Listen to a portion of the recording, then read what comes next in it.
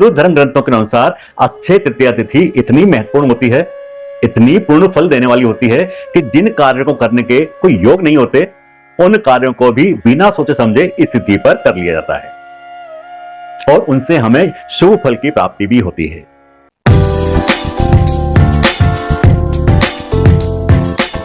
नमस्कार मित्रों, दीपक शर्मा। मित्रों, स्वागत है आप सब लोगों का हमारे खास और विशेष कुंडली के रहस्य कार्यक्रम में। मित्रों, हर वर्ष बैसाख मास के शुक्ल पक्ष की तृतीया तिथि अक्षय तृतीया के नाम से जानी जाती है। अक्षय का मतलब होता है जिसका कभी क्षय नहीं होता। तो इस तिथि पर जो भी शुभ कर्म किए जाते हैं, उसका जो पूर्ण फल प्राप्त होते हैं, उसका कभी भी क्षय नहीं होता। वह अक्षय होते हैं और हमारे जीवन पर्यंत काम आते हैं। इसीलिए कहा जाता है कि इस तिथि पर अत्यंत ही शुभ कर्म करने चाहिए, क्योंकि जो भी शुभ पूर्ण फल हमें प्राप्त होंगे वह हमारे जीवन भर काम आएंगे। अब मित्रों, यह तिथि विशेष क्यों होती है, यह जानने का प्रयास करते हैं। सबसे पहले इसका ज्योतिषी कारण जानने का प्रयास करते हैं। मित्रों, इस तिथि पर सूर्य और चंद्रमा दोनों ही अपनी उच्च की राशि में होते हैं। सूर्य जहां मेष राशि में होते हैं, तो वहीं चंद्रमा अपनी उच्च की राशि वृष राशि में विराजमान होते हैं।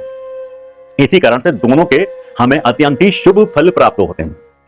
और जब भी कोई ग्रह अपनी उच्च की राशि में होता है, तो अपना सबसे अच्छा परिणाम जातक को देता है। इसी कारण से यह तिथि इतनी विशेष है कि इस तिथि पर जो भी हम शुभ कर्म करते हैं, उसका हमें पूर्ण फल ही प्राप्त होता है। चंद्रमा अपने स्वयं के ही नक्षत्र रोहिणी नक्षत्र में होते हैं।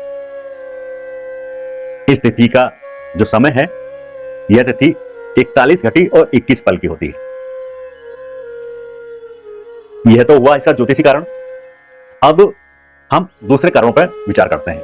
मित्रों, भविष्य पुराण के अनुसार इस तिथि पर त्रेता युग और सतयुग का आरंभ हुआ था। इसीलिए यह तिथि और भी ज्यादा विशेष हो जाती है। अक्षय तृतीया तिथि पर ही भगवान विष्णु जी ने नर नारायण का रूप धारण किया था, अवतार लिया था, हयग्रीव का अवतार लिया था और भगवान परशुराम जी का अवतार लिया था। इसी कारण से यह तिथि और भी ज्यादा विशेष हो जाती है। इसी तिथि पर बद्रीनाथ जी की मूर्ति रखकर पूजा आरंभ की गई। इसी कारण से बद्रीनाथ जी के कपाट इसी तिथि को खुलते हैं। इसी तिथि पर मथुरा में श्री बांके बिहारी जी के विग्रह में चरण दर्शन होते हैं। इसी तिथि पर ब्रह्मा जी के सुपुत्र अक्षय कुमार का आविर्भाव हुआ था। इसी तिथि पर महाभारत और द्वारका का समापन हुआ था। इसी कारण से मित्रों, यह तिथि हमारे लिए अत्यंत ही विशेष हो जाती है। इस तिथि को स्वयं सिद्ध मुहूर्त भी कहा जाता है। इस तिथि पर जो भी कार्य करते हैं, उनका हमें शुभ फल प्राप्त होता है और वह कार्य सिद्ध भी होते हैं। अब मित्रों, ऐसा क्या कर्म किया जाए जिससे हमें पूर्ण फलों की प्राप्ति हो? तब मित्रों, इस तिथि पर यदि आप पितरों का तर्पण करते हैं, पिंडदान करते हैं या कोई अन्य दान करते हैं, तो उसका पूर्ण फल आपको अवश्य प्राप्त होता है और अपने पितरों की आत्मा को शांति मिलती है। इस तिथि पर ब्राह्मण को दान करना अत्यंत विशेष बताया गया है। यदि आप ब्राह्मण को भोजन कराते हैं, ब्राह्मण को दान करते हैं, दान करने की कई सारी वस्तु हैं, यदि ब्राह्मण को दान करते हैं तो उसके अत्यंत विशेष पूर्ण फल आप लोगों को प्राप्त होते हैं। इस दिन खरीदारी करने का विशेष योग है। इस दिन आप सोना, चांदी, कोई आभूषण इत्यादि खरीद सकते हैं, संपत्ति खरीद सकते हैं। यह विशेष मुहूर्त होता है। इस दिन जो भी आप खरीदारी करते हैं, उससे आपको पूर्ण फलों की प्राप्ति होती है। इस दिन विवाह आदि के शुभ मुहूर्त देखे जाते हैं।